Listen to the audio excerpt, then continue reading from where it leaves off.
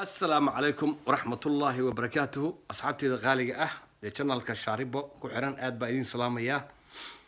maantay guryaha lagu jiro weeye ilaa iyo toddobaadkan guryahan ku jirnay haddaanu halkan Yurub joognaayo mushaarka guryahan saga qaadanaa dadka shaqeeya hadii ay shakiyaan waa iska wacaysa dawladda waxaad leedahay anigu waa iska shakiyay oo kaasa laakiin waxa ay sheegayaa in Sweden ay ka soo saartay daawo degdeg ah oo la tijaabinayo maalinka Isniinta ay bari ah oo bishu ay tahay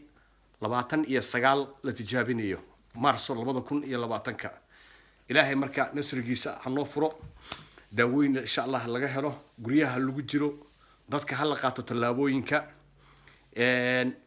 dadka Yurub iyo Mareykan jooga waxa weeye guryahooda lagu biilayaa lacag loogu soo dirayaa qofkii shaqeynaya mushaarkiisi oo 20% laga jaray buu gurigiisa ku qaadanayaa marka insha Allah hal dadaalo guryaha hal joogo waana sanay oo kaasa ma sha Allah familiyadii baa is arkay akaasa nin walba canjeeradiisa iyo wixiisa iyo cuntadiisa iyo biskeetigiisa cuntaysa saga samaysanaya marka aan dadaalno guryaha aan joogno aan wada socono mar walba insha Allah hada dhimashadu waxay maraysaa Sweden oo kaliya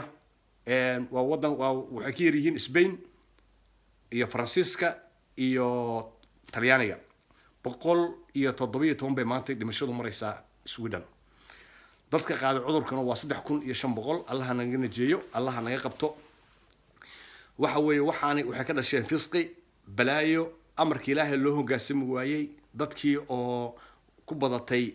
maxaa la yiraahdaa turufadii isna caybkii niyadii aan furnayn cadaawad la isku qaaday waxa weeye marka iyo gaaladana wadamadii kale ku duulayo baabiinaya marka waa awoodaha Ilaahay qayb kamida weeye awoodaha Ilaahay qayb kamida weeye aan dadaalno marka insha Allah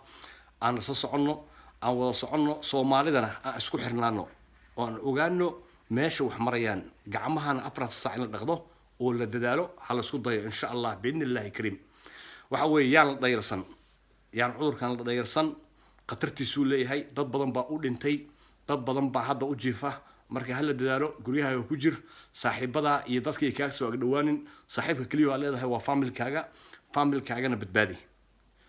dadkan kala shaqo ku leedahay male waxa weeye cid cudurka wada adu ma ogid carab iyo ajaanib kale iyo cadaan iyo madow adu ma taqaanid marka waxa weeye isbadbaadi Soomaalida meel walbana hay salaaminina